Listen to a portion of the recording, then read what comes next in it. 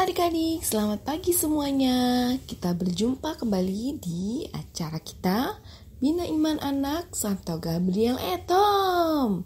Kita berjumpa kali ini di hari Minggu biasa keempat, tanggal 31 Januari 2021. Mari kita bersatu di dalam doa. Dalam nama Bapa dan Putra dan Roh Kudus, amin.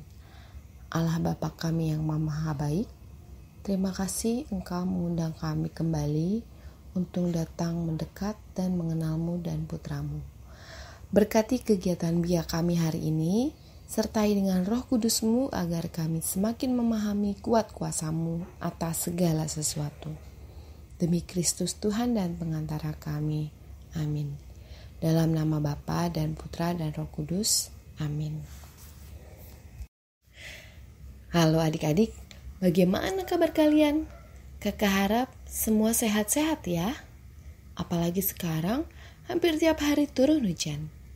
Kita harus terus menjaga kesehatan dengan makan makanan bergizi, istirahat cukup, dan kalau perlu minum tambahan vitamin.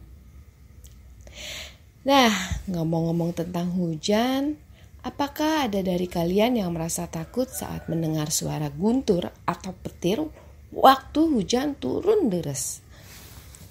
Atau mungkin ada yang takut karena suasananya yang tampak gelap dan terasa dingin di luar?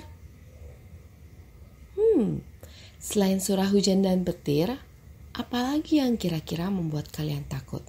Ayo, coba sebutkan masing-masing. Wah, lalu apa yang biasanya kalian lakukan kalau takut? Apakah ada yang langsung berdoa?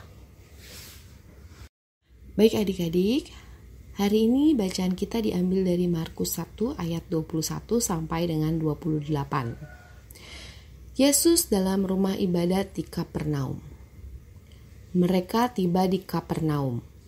Setelah hari Sabat mulai, Yesus segera masuk ke dalam rumah ibadat dan mengajar. Mereka takjub mendengar pengajarannya, sebab ia mengajar mereka sebagai orang yang berkuasa, tidak seperti ahli-ahli Taurat. Pada waktu itu di dalam rumah ibadat itu ada seorang yang kerasukan roh jahat. Orang itu berteriak, "Apa urusanmu dengan kami, hai Yesus orang Nazaret?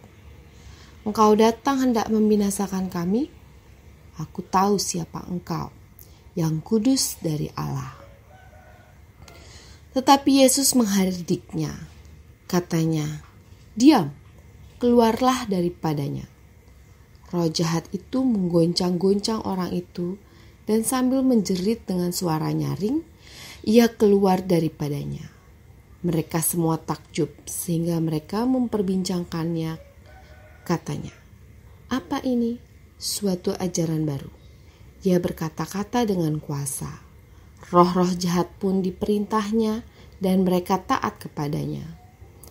Lalu tersebarlah dengan cepat kabar tentang dia ke seluruh penjuru di seluruh Galilea. Demikianlah Injil Tuhan. Terpujilah Kristus. Nah, setelah kita membaca kitab suci bersama, sekarang kakak mau bertanya. Kira-kira begitu mendengar kata roh jahat, apa yang terpikir oleh adik-adik? Pasti banyak yang langsung menghubungkannya dengan iblis, setan, atau hantu. Dan itu semuanya pasti membawa rasa takut. Benar kan? Gambaran tentang roh jahat sebenarnya tidak selalu tentang wajah seram. Tapi yang lebih menakutkan adalah pengaruh yang dibawanya untuk membuat kita kehilangan damai sejahtera.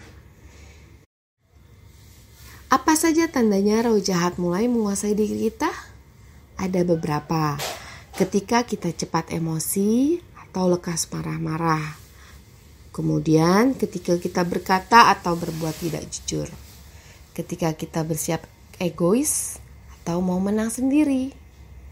Kemudian roh jahat mulai menguasai kita ketika kita juga tidak mau menghargai atau mulai berlaku kasar kepada orang lain. Kemudian ketika kita bermalas-malasan dalam belajar, berkarya, berdoa, ataupun beribadah. Ketika kita selalu khawatir, takut terhadap sesuatu. Dan roh jahat datang ketika kita selalu merasa kurang dan susah untuk bersyukur. Dan masih banyak contoh lainnya. Kira-kira adakah adik-adik yang mulai merasakan hal-hal tersebut di atas? Kakak harap tidak ada ya. Apa yang kita lakukan jika sudah mulai merasa seperti tadi yang kakak sebutkan? Yang pertama, ingat bacaan kitab suci kita hari ini. Roh jahat tunduk dan taat kepada Yesus. Maka segeralah datang kepada Yesus dan berdoalah. Yang ketiga, mohon pada Yesus untuk memberikan rahmat kekuatan dan keberanian menghadapi godaan, kekhawatiran atau ketakutan tersebut dan menghadirkan damai sejahtera dalam hati kita. Kita harus percaya Yesus menjaga dan menyertai kita senantiasa. Dan Tuhan Yesus lebih berkuasa dari semua roh jahat yang ada. Yesus akan membantu kita menghadapi dan menang terhadap roh jahat yang ada dalam diri kita jika kita memintanya. Bagaimana adik-adik? Sudah lebih berani sekarang? Kakak harap semuanya menjadi lebih percaya, lebih berani.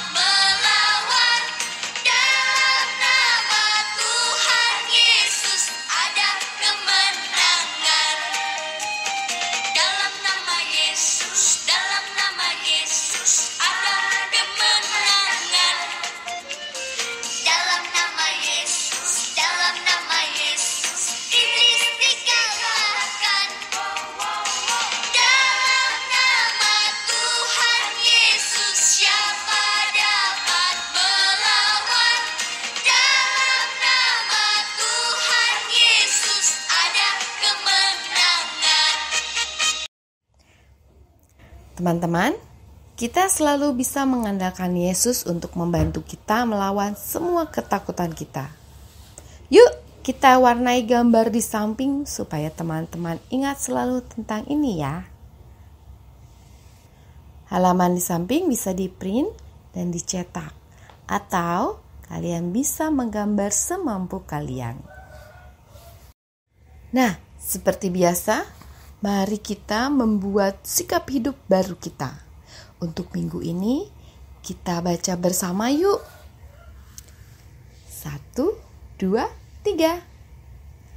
Aku akan lebih mendekatkan diri pada Tuhan dengan cara berdoa dengan tekun, belajar firman dengan sungguh-sungguh. Wah, tidak terasa kita sudah sampai di akhir acara kita. Mari kita menutup kegiatan kita dengan doa penutup bersama lagi ya. Dalam nama Bapa dan Putra dan Roh Kudus. Amin. Ya Yesus Tuhan kami, senang sekali karena kami mempunyai Engkau yang selalu menjaga dan melindungi kami. Kini kami tidak takut dan tidak khawatir lagi, karena di dalam Engkau dan bersamamu, kami yakin akan selalu aman dan penuh damai sejahtera. Terpujilah namamu, kini selalu dan sepanjang segala masa. Dalam nama Bapa dan Putra dan Roh Kudus. Amin. Nah adik-adik, kita sudah sampai di akhir acara kita. Jangan ragu datang kepada Tuhan Yesus. Tuhan Yesus pasti senang menyambutmu. Sampai bertemu di Bina Iman anak Santo Gabriel at home. Sampai jumpa. Tuhan Yesus memberkati.